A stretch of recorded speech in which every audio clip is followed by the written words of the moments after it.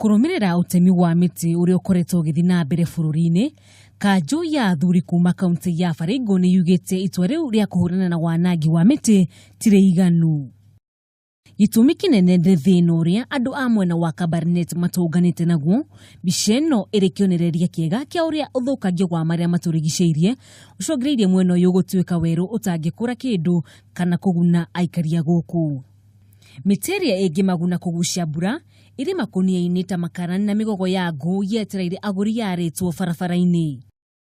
Na rĩrĩa waikia maitho hururuka-ini cia Elgeyo Marakwet no ndogo ya Ucini wa makara, wanangi uyu ucungiriirie ugwati ungi kumakurira maitho kuona mahiga marĩa maragucagĩrĩria agendi gũkorwo macuhĩte na njĩra ĩngĩguraria andũ. Oho wanangi uyu niutumite iria rĩa Kamnarok rĩrĩa rĩrĩ mũhaka-inĩ wa kaunti ya Elgeyo Marakwet na Baringo kuhua nĩ kuhua kwa njui iria ireheaga maai. Kũringana na Dickson To kuma rũhonge rwa kũramata mĩtitũ gũkũ bũrũri-inĩ, Ucini wa makara na ũrĩmi ũrĩa ũkoretwo ũgĩtwarithio njũĩ-inĩ nĩguo ũcũngĩrĩirie kũhuka kwa njũĩ na ituĩka rĩa tĩri na gũthondeka mĩtaro ĩno. Trees are being fell down, a lot of cultivation are coming up, and what as a result of this cultivation and tree felling, you will witness a lot of erosion. The ground has been trampled with.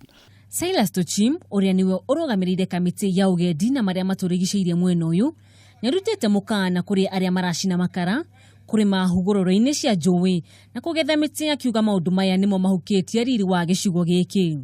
I want to make a strong appeal to the residents and the people of Kamnarok and the people living around this lake that please, let this be your responsibility.